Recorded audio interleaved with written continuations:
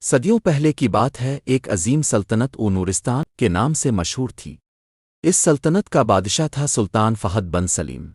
فہد ایک بہادر ذہین اور نہایت انصاف پسند حکمران تھا۔ اس کے عدل و انصاف کی دھوم دور دور تک تھی۔ رعایا اسے عدل کا تاج کہہ کر پکارتی تھی۔ سلطان فہد کا تعلق ایک سادہ اور نیک دل قبیلے سے تھا۔ وہ بچپن ہی سے سچ بولنے، انصاف کرنے اور لوگوں کی مدد کرنے میں مشہور تھا۔ جب وہ تخت پر بیٹھا تو اسے صرف دولت اور شہرت نہیں بلکہ رعایا کی محبت زیادہ عزیز تھی۔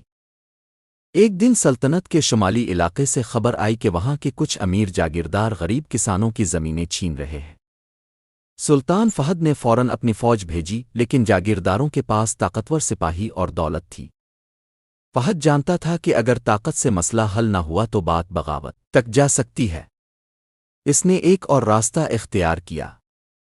سلطان نے سب جاگیرداروں کو اپنے دربار میں بلایا اور ان سے کہا، اگر تم لوگوں کے حق غصب کرو گے تو تم میری تلوار سے نہیں، میری رعایا کے آنسوؤں سے مرو گے۔ جاگیردار شرمندہ ہوئے اور اپنی غلطی مان کر کسانوں کو ان کی زمینیں واپس کر دیں۔ رازدار درویش ایک رات سلطان فہد خواب میں ایک درویش کو دیکھتا ہے جو کہتا ہے، اے فہد، بادشاہ وہی ہوتا ہے جو انصاف کو سونے سے زیادہ قیمتی سمجھے، لیکن جلد ہی تمہارے انصاف کا امتحان ہوگا، تیار رہنا۔ صبح فہد نے خواب کسی کو نہیں بتایا، لیکن دل میں ایک بے چینی سی چھا گئی۔ چند دن بعد سلطنت کے جنوب میں زلزلہ آیا۔ ہزاروں گھر تباہ، لوگ بے گھر اور خوراک کی شدید کمی۔ فہد نے فوراً اپنا خزانہ کھول دیا اور حکم دیا، میرا سونا عوام کی بھوک مٹانے سے قیمتی نہیں۔ سلطان کا وزیر اعظم مالک رضوان ایک لالچی اور سازشی شخص تھا۔ وہ فہد کی عوام سے محبت اور خزانے کے خرچ کو فضول سمجھتا تھا۔ اسے بادشاہت پر قبضہ کرنے کا خواب تھا۔ اس نے خفیہ طور پر دشمن ریاست ذلمستان سے رابطہ کیا اور وعدہ کیا کہ وہ اندر سے مدد دے گا اگر وہ حملہ کریں۔ ایک دن دشمن فوج نے نورستان پر اچانک حملہ کر دیا۔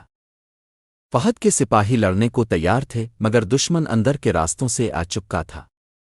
فہد سمجھ گیا کہ کسی نے غداری کی ہے۔ جنگ بہت خونریز ہوئی، مگر آخرکار نورستان نے دشمن کو شکست دے دی۔ جنگ کے بعد جب تحقیقات ہوئیں تو وزیر اعظم رضوان کی چالاکی سامنے آئی۔ فہد کے سامنے اسے پیش کیا گیا۔ سب لوگ چاہتے تھے کہ رضوان کو فوراً سزائے موت دی جائے، مگر فہد نے صرف اتنا کہا، عدل صرف انتقام نہیں ہوتا بلکہ سبق دینا بھی عدل ہے۔ اس نے رضوان کو جیل میں ڈال دیا اور اس کی تمام دولت یتیم خانوں اور بیواؤں میں تقسیم کر دی۔ سلطان فہد کو احساس ہوا کہ وہ محل میں بیٹھ کر عوام کی تکلیف کو مکمل طور پر نہیں سمجھ سکتا۔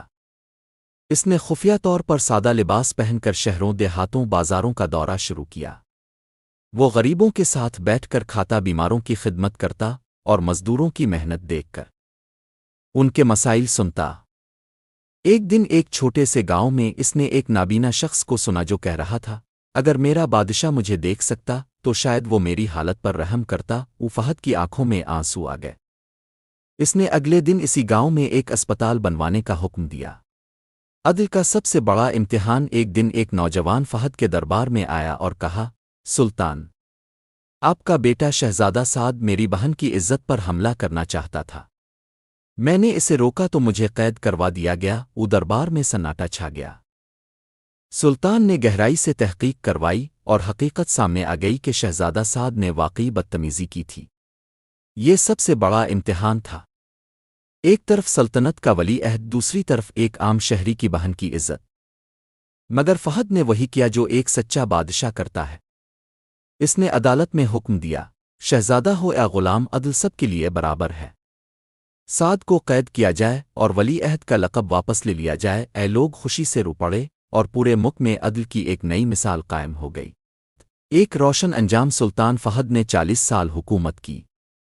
اس دوران نورستان ایک ایسی سلطنت بن گئی جہاں کوئی بھوکا نہ سوتا، کوئی مظلوم انصاف سے محروم نہ رہتا اور کوئی امیر اپنی دولت سے غرور نہ کر سکتا۔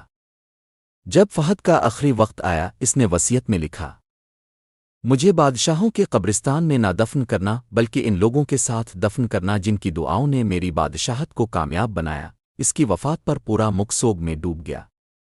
لوگوں نے کہا، وہ چلا گیا مگر عدل کا تاج ہمیشہ زندہ رہے گا۔